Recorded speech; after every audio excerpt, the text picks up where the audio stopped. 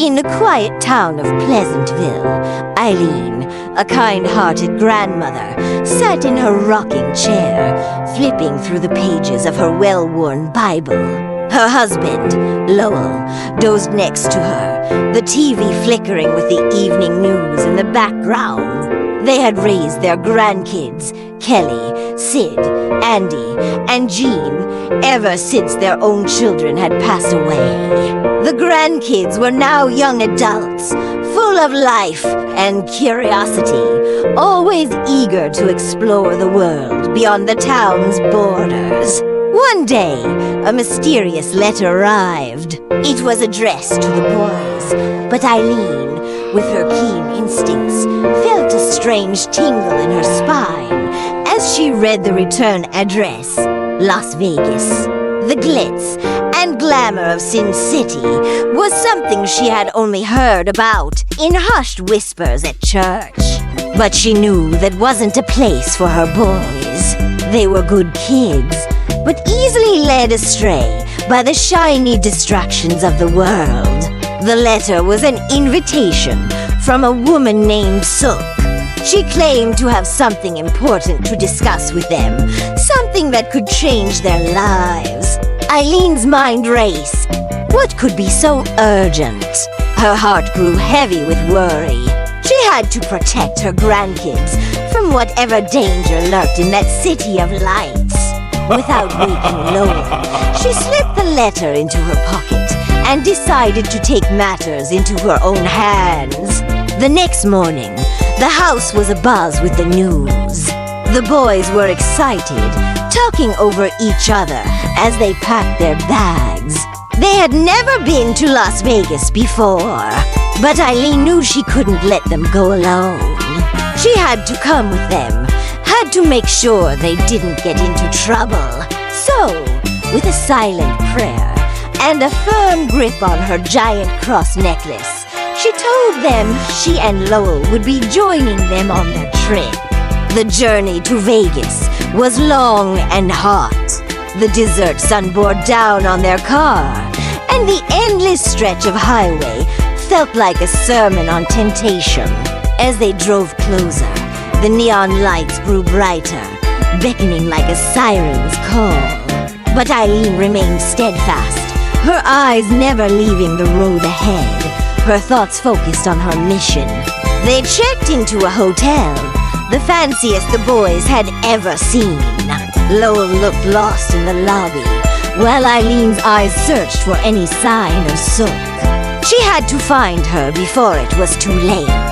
The casino floor was a cacophony of sounds and lights, a stark contrast to the quiet town they had left behind. The air was thick with the scent of money and desperation.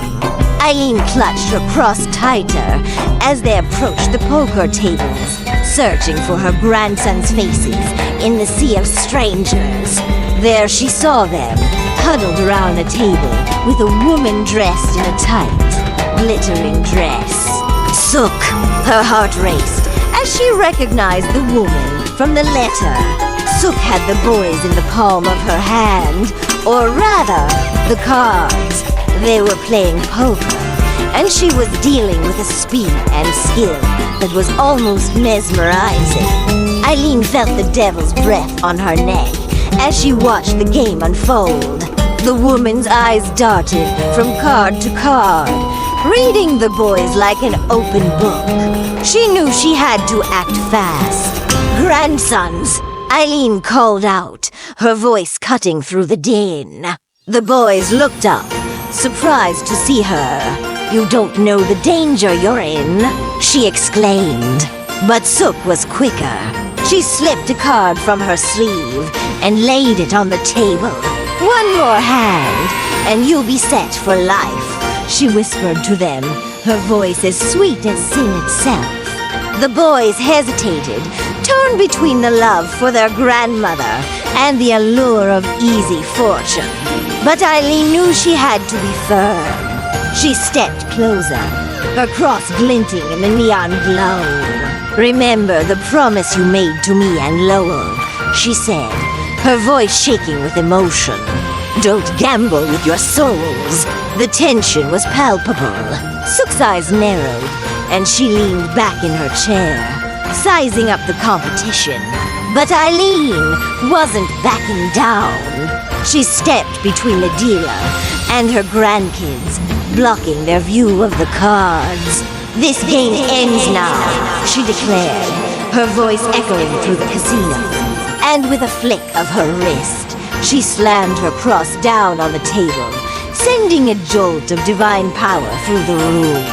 Sook's hand trembled, and the card slipped from her grasp. The air grew still, and the music faded. The players at the table looked up, their expressions a mix of awe and terror. Eileen's grandkids stared at her, their eyes wide. They had never seen this side of their grandmother before. But in that moment, they knew she would stop at nothing to save them.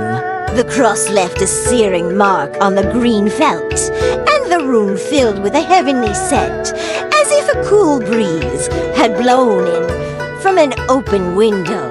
Sook's face contorted in pain and anger as she tried to stand, but the power of the cross held her in place. She snarled, "You think you can beat me with that?" "Not me," Eileen said calmly, "but the Lord can." The crowd around the table began to murmur, some crossing themselves, others backing away. Lowell stepped forward, placing a gentle hand on Eileen's shoulder.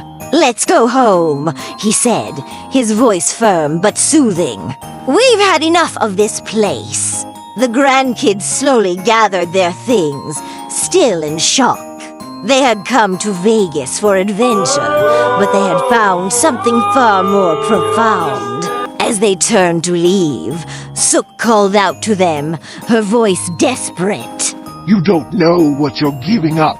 Eileen looked back, her eyes filled with compassion.